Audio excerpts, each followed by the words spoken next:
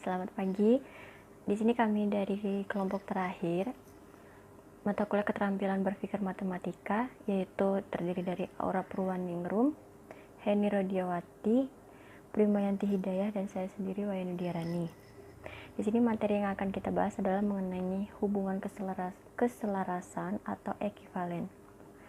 Nah, dalam bab ini kita akan melihat bagaimana matematika menjadi abstrak, yaitu kita mengidentifikasi beberapa properti yang kita sukai dari sebuah contoh dan kemudian membuat definisi umum yang mencakup contoh ini, tetapi juga memungkinkan kita untuk menyelidiki kelompok objek yang jauh lebih luas.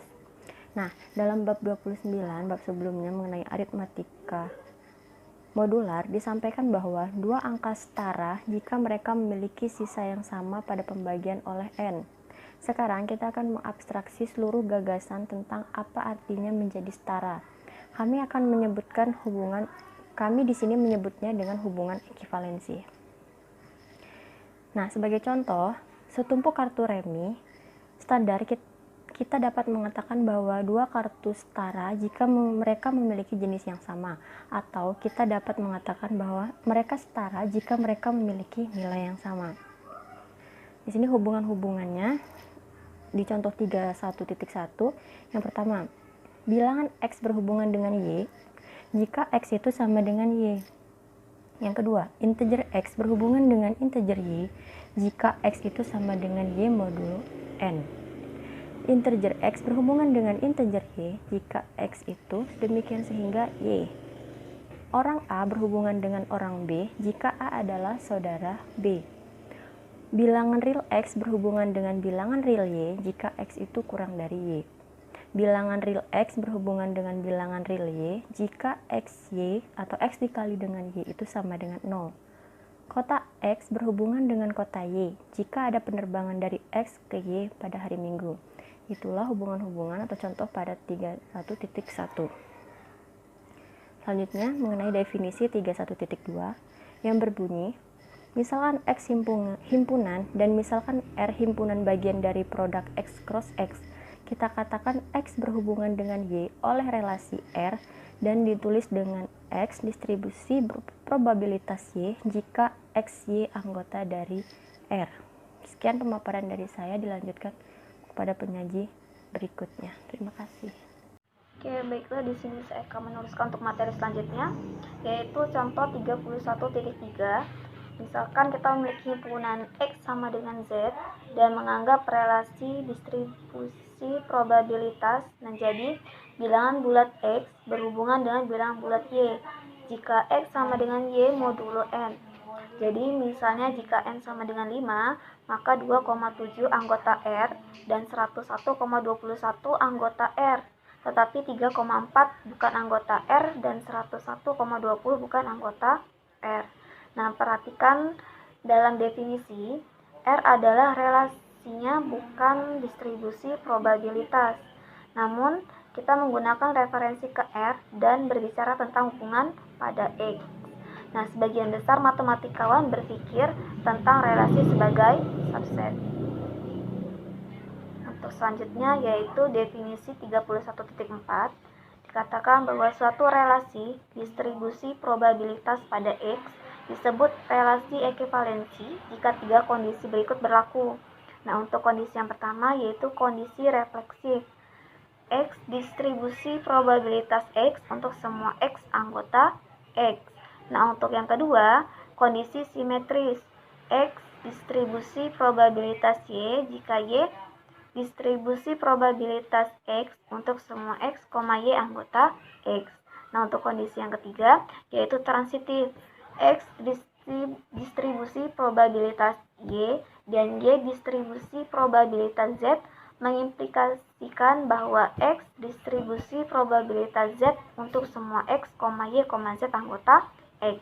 Nah, dengan demikian, semua relasi yang harus kita lakukan adalah memeriksa kondisinya. Mengapa kondisi yang baik untuk bekerja? Selama bertahun-tahun ahli matematika menemukan bahwa ketiganya sederhana dan sangat umum. Nah, selanjutnya seperti yang akan kita lihat, memungkinkan kita untuk mengelompokkan elemen bersama menjadi himpunan terpisah. Di sini ada contoh 31.5, yaitu untuk bilangan asing n, tentukan hubungan distribusi probabilitas pada Z dengan X distribusi probabilitas Y jika dan hanya jika X sama dengan Y modulo N. Nah, di sini kita akan memeriksa kondisi. Untuk yang refleksi, X distribusi probabilitas X jika dan hanya jika X sama dengan X modulo N. Karena X sama dengan X modulo N selalu benar, nah kita melihat bahwa distribusi probabilitas reflektif. Nah, untuk yang simetris, X distribusi probabilitas Y mengimplikasikan bahwa X sama dengan Y modulo N. Dan kita tahu bahwa mengimplikasikan Y sama dengan X modulo N yang hanya menyatakan Y distribusi probabilitas X. Jadi, distribusi probabilitas adalah simetris. Nah, untuk yang ketiga yaitu transitif.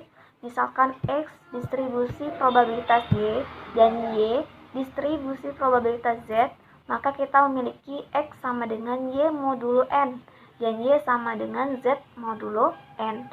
Nah, dari definisi modulo yang kita tahu, yaitu semua angka memiliki sisa yang sama pada pembagian dengan N. Kita menyimpulkan bahwa X sama dengan Z modulo N, yakni X distribusi probabilitas Z. Nah, maka distribusi probabilitas adalah transitif. Nah, ketiga kondisi tersebut terpenuhi. Oleh karena itu, distribusi probabilitas merupakan hubungan ekivalensi. Untuk selanjutnya yaitu subtlety, yaitu kebijakan. Kita memiliki bermain-main dengan tiga kondisi refleksif, simetris, dan transitif yang tadi. Maka mungkin kita dapat menyimpulkan reflektivitas dari dua kondisi lainnya. Untuk melihat ini, anggaplah untuk suatu hubungan yang simetris dan transitivitas. Jika X distribusi probabilitas Y, maka dengan simetri, Y distribusi probabilitas X. Tetapi dengan transitivitas menggunakan Z sama dengan X, kita dapat menyimpulkan bahwa X distribusi probabilitas X. Dengan demikian, tampak kondisi refleksinya berlebihan, tetapi ternyata tidak. Nah, kita lihat argumen awal, di mana mengatakan bahwa jika X distribusi probabilitas Y, nah itu adalah hal yang benar. Tidak ada yang menjamin bahwa X terkait dengan elemen lain yang berbeda. Nah, dan ini termasuk dirinya sendiri. Karena itu argumennya salah. Latihan sebelumnya meminta hubungan yang simetris dan transitif tetapi tidak reflektif. Nah, hubungan semacam itu adalah contoh dari perilaku ini. Untuk selanjutnya akan diteruskan oleh saudari Prima. Baik, untuk yang selanjutnya yaitu kelas kesetaraan atau ekuivalensi. Gagasan kelas ekuivalen sangat penting dalam matematika. Ini memungkinkan kita untuk mengelompokkan elemen-elemen yang setara bersama. Definisi 31.9. Kelas ekuivalensi X di bawah relasi ekuivalen distribusi probabilitas dilambangkan dengan X adalah himpunan X Y elemen X di mana Y distribusi probabilitas X. Selanjutnya contoh 31.10. Misalkan X adalah seperangkat kartu dalam setumpuk kartu remi standar. Misalkan distribusi probabilitas ditentukan oleh X distribusi probabilitas jika X dan Y adalah nama yang cocok. Untuk itu ada 4 kelas yang sama: skop, hati, klub, dan berlian. Partisi. Menggunakan hubungan ekuivalensi adalah cara yang sangat kuat untuk mengatur suatu set. Itu membaginya menjadi potongan-potongan yang lebih mudah dikelola. Jelas dalam masalah matematika, seseorang harus memilih hubungan kesetaraan yang tepat. Misalnya, dalam contoh seorang petani tidak akan memisahkan hewan berdasarkan jumlah kaki yang mereka miliki. Pembagian kesetaraan pada X. Pembagian kesetaraan X untuk kelas penyetaraan adalah X. Kelas untuk X dan Y keduanya terpisah atau sama. Dengan demikian, himpunan pecah menjadi potongan-potongan yang berbeda. Definisi 31.16. Misalkan X adalah himpunan. Misalkan X lambda menjadi kumpulan himpunan bagian, di mana lambda elemen I untuk beberapa himpunan I dan sedemikian rupa sehingga gabungan antara lambda elemen I, X lambda sama dengan X lambda sama dengan X mu jika dan hanya jika lambda sama dengan mu. X lambda irisan X mu sama dengan himpunan kosong jika dan hanya jika lambda tidak sama dengan mu. Kumpulan himpunan tersebut disebut partisi X. Jadi ketika jika lambda sama dengan mu, maka X lambda sama dengan X mu. Tetapi jika lambda tidak sama dengan mu, maka X lambda irisan X mu sama dengan himpunan kosong. Terima kasih. Baiklah, di sini saya akan melanjutkan presentasi tentang aritmatika modular. Misalkan kelas X ditambah kelas Y sama dengan kelas X plus Y kali kelas X kali kelas Y sama dengan kelas XY. Nah, perhatikan bahwa apa yang kita lakukan adalah mendefinisikan aritmatika pada himpunan kelas kesetaraan, bukan pada himpunan bilangan bulat.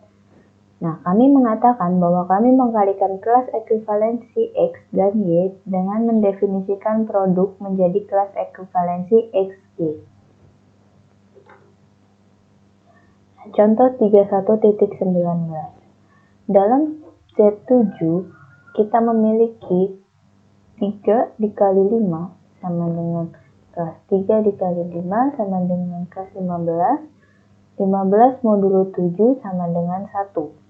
Nah, dalam Z8 kita memiliki 6 ditambah 7 sama dengan kelas 6 ditambah 7 sama dengan 13. 13 modulo 8 sama dengan 5. Nah, sekarang kita sampai pada ide yang sangat dalam matematika. Kami ingin memperbanyak kelas, tetapi definisi kami sebenarnya bergantung pada elemen dalam X, bukan kelas. Nah, misalnya, yang kita inginkan adalah jika kelas X sama dengan Z, maka Z dikali Y sama dengan X dikali Y. Kami tidak ingin kelas yang dihasilkan bergantung pada elemen spesifik yang kami ambil di kelas. Sebagai contoh, harusnya tidak tergantung pada apakah kita mengambil 1 atau 6 ketika bekerja dengan modulo 5. Tentu saja mungkin bahwa kita memiliki X setara Z, tetapi XY setara dengan YZ. Nah, teorema 31.20. Jika X sama dengan U dan Y sama dengan V, maka U dikali V sama dengan X dikali Y. Buktinya, misalkan X setara dengan U dan Y setara dengan V, maka kita harus menunjukkan XY setara dengan UV. Nah, kita memiliki misal X setara dengan U.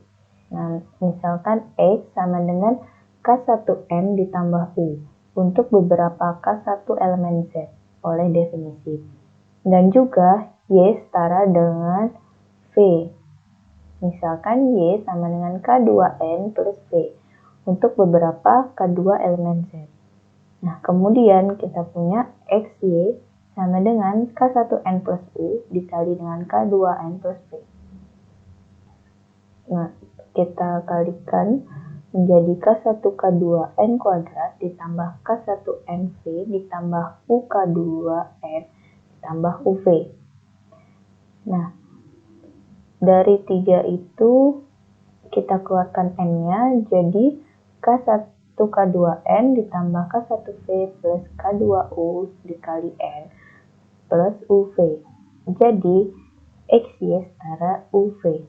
Dengan kata lain, definisi multiplikasi tidak bergantung pada elemen mana dari kelas yang kita gunakan. Definisi 31.21 dan 31.22. Nah, definisi 31.21, unsur yang digunakan untuk mewakili kelas ekuivalensi disebut perwakilan kelas. Nah, Dan definisi 31.22, misalkan kita memiliki operasi yang didefinisikan pada kelas menggunakan elemen dari kelas. Jika definisi tersebut tidak tergantung pada perwakilannya, maka operasinya akan didefinisikan dengan baik. Nah, kesimpulannya yang pertama, sebuah hubungan pada himpunan X adalah subset dari R dari himpunan X kali himpunan X, elemen himpunan X terkait dengan Y elemen himpunan X. Dilambangkan X setara dengan Y jika XY elemen R. Nah, relasi ekuivalensi adalah relasi yang refleksif jika X setara dengan X. Relasi yang simetris jika X setara dengan Y, maka Y setara dengan X. Dan bersifat relasi yang transitif jika X setara dengan Y dan Y setara dengan X, maka X setara dengan Z. Yang ketiga, kelas kesetaraan X adalah X sama dengan Y elemen X sedemikian sehingga Y setara dengan X. Yang keempat, relasi ekuivalensi mempartisi suatu set menjadi potongan-potongan terpisah atau kelas ekuivalensi. Nah, yang kelima, kita dapat mendefinisikan operasi pada kelas menggunakan perwakilan, tetapi harus memeriksa bahwa operasi didefinisikan dengan baik.